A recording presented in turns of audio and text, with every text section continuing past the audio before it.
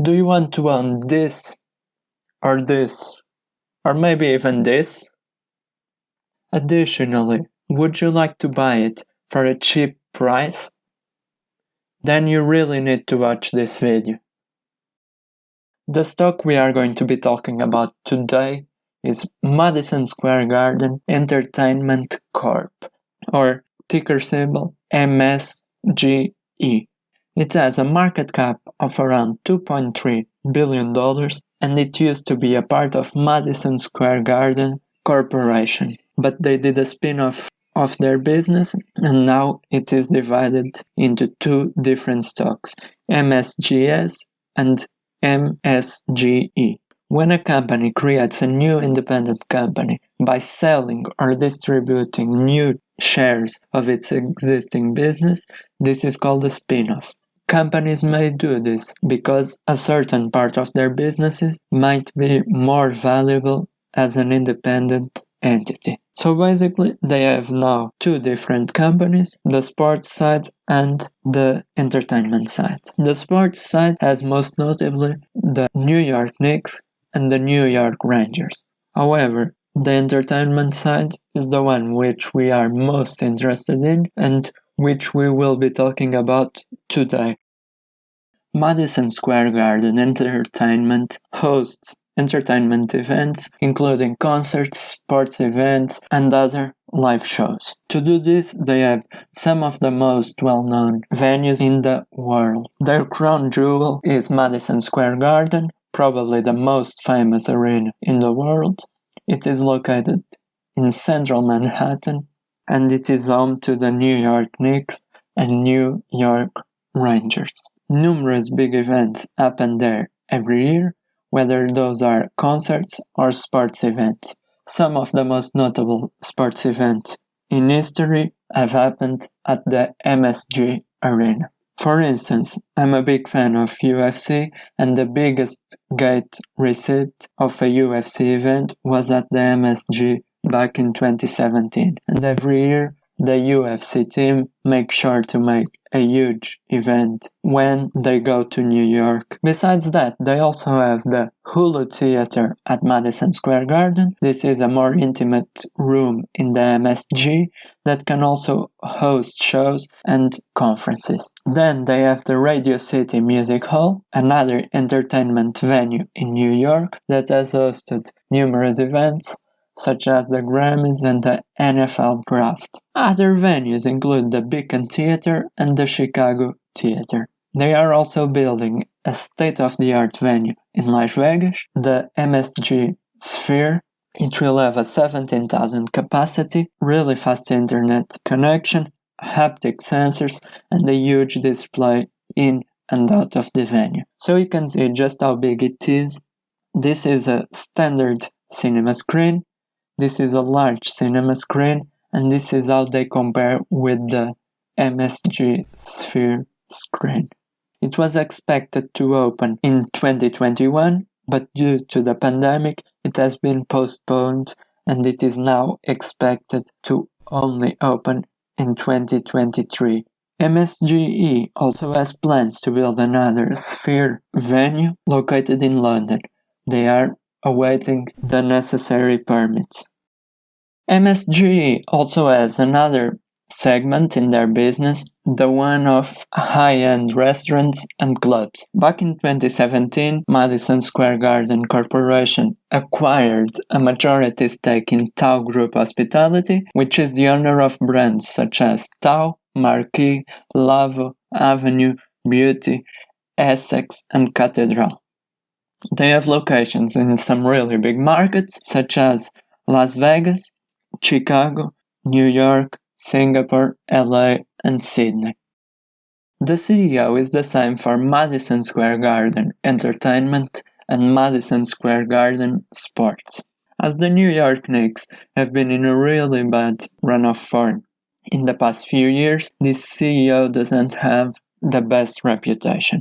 Although he is not a great CEO/owner in basketball, he has been delivering in other fronts, most notably in the business side. For starters, the Knicks are considered the most valuable franchise in the NBA according to Forbes. And then, according to this article, Ian Zaffino said that these guys do have a track record of just spending large amounts of money, but then also getting the return. When they did the billion-dollar renovation of MSG, a lot of people were shaking their head at the price. In fact, what it really did is double-digit returns. Lately, there have been lots of concerns about the amount of capital that they are spending on the MSG sphere, but as you can see here, it was the same when they tried to renovate Madison Square Garden, and they proved everyone wrong, coming out on top. Now let's get into their financials. If we take a look at their latest 10Q, we can see that the revenues are massively down. The entertainment segment is down 96% year over year, whereas the Tau Group hospitality segment 85% year over year. On a normal year, the Tau segment is a marginal one in their income statement, but as you all know, this isn't a normal year, and the numbers are actually quite similar in both segments.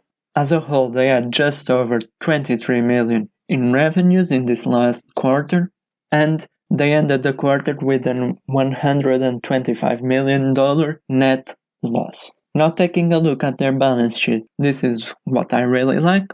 They have lots of cash around, and they have actually increased it quite a bit in this last quarter, $1.5 billion in cash and $4.1 billion in assets, which actually also increased quite a bit.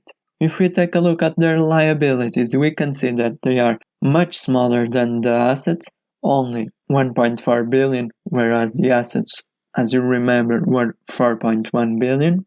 However, something I don't like to see is that they increased quite a bit in this last quarter, by around $600 million, and if you take a look, it's mainly in this part of their balance sheet, the long-term debt.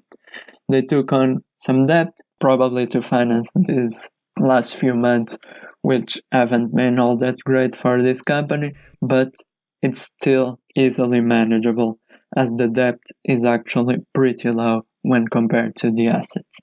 As I said multiple times, this isn't a normal year, so their business has been highly impacted by the pandemic. However, when all of this is over, this will be a highly profitable business with lots of streams of income. Some good news that might show us that the tide is turning for MSGE is that New York arenas with capacities of over 10,000 people can reopen beginning February 23rd, 2021. Although with limited capacities, this is a good thing to see. And as the vaccine rolls out around the world, and most notably around the US, where MSG holds the largest part of their business, we can expect this business to thrive. So, to summarize, what do we like about MSG? This is a very resilient business model that thrives under any circumstances other than the ones we've been experiencing in this last year. If we are in a recession, people are still going to go to big shows, the ones that Madison Square Garden hosts. We also like their balance sheet. We love that their assets are much larger than their liabilities and that they have lots of cash around.